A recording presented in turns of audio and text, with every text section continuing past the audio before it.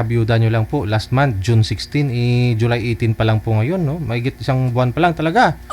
No? Opo, ano. Nalibing na po ba? Tapos na po. Oo. Ba't to namatay si mister mo? Ano po yun? Sakit sa puso. Oh. Natake. Opo. Tapos na sugod nyo naman sa ospital, nadala nyo pa sa ospital, ma'am? Opo, 3 atake na po yun. Nag-umpisa nung 2018. Oo. Na-stroke na po pala. Opo.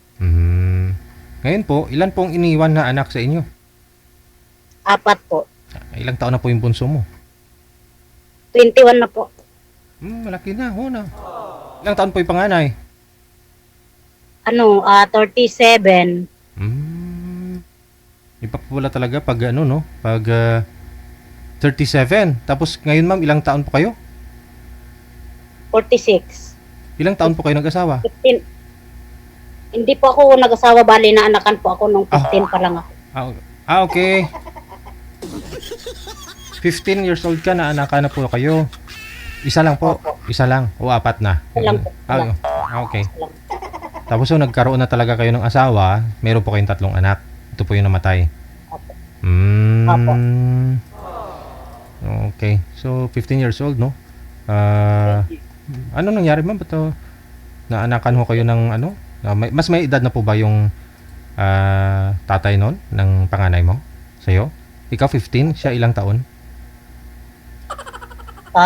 Ilang taon siya that time? Yung 52 po.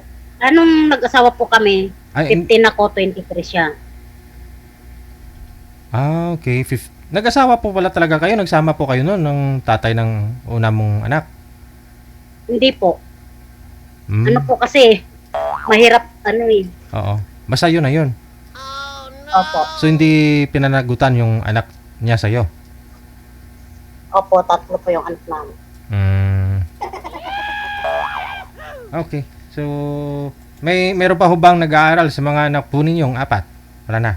Wala na po. Wala na. May mga trabaho na po silang lahat? Pamilya? Opo, yung 2 pong babae may anak na. Bali, sino lang po yung kasakasama nyo po dyan? Ano po? 3. 3 mong anak. Panganay lang po Panganay ko yung kabukod. Okay. Sige.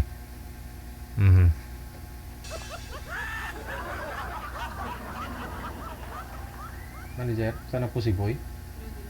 Hindi na nagre-reply si Sir Marvin? Okay. Ano naman po hanap mo ngayon, ma'am, sa isang lalaki? Yung yung walang bisyo. Oo. Dapat hindi na nag-grill hindi umiinom. Kasi mauubos yung paninda mo dyan. Yung mister niyo po ba dati, may bisyo po ba si mister mo? Opo, lasinggero po yun.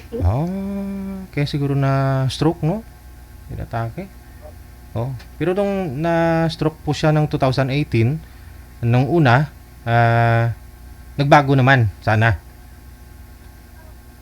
Hindi po Kasi akala niya kasi magaling na siya. Pero marami nang binawal sa kanya. Oo. Kasi nung akala niya magaling na, pag-umpisa na naman po siya ng sagarilya at saka alak. Sus. Nagtatrabaho? Ano pa ba yung trabaho niyon? Bato kasi... Contraction. Nagtatrabaho tapos inom pagkatapos, no? Sigarilyo. Bago lang po siya inatake ng pangalawang atake nung ito lang January. Tapos nitong June, last na talaga, no?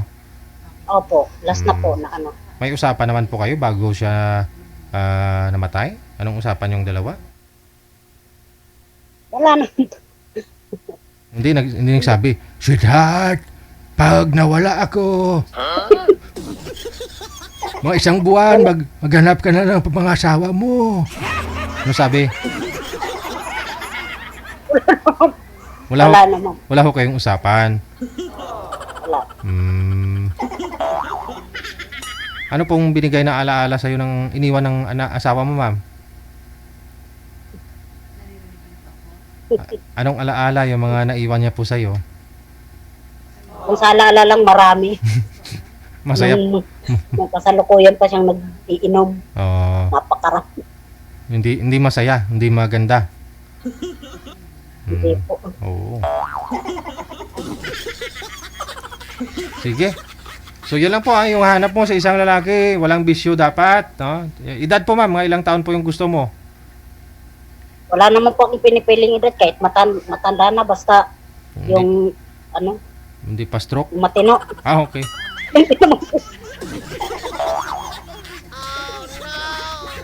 Sige, hanapan po kita ma'am ha. Sige po. Okay. Oy, nakalimutan ko kung kailan ho inilibing yung mister niya. Teka lang, tawagan ko nga po ulit. Ma'am, kailan po pala inilibing si mister mo? Ano lang po yun, isang linggo po namatay po siya ng Monday.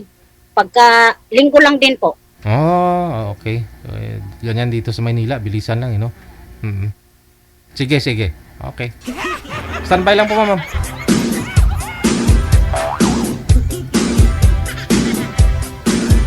Kala ko po kasi hindi pa nailibing.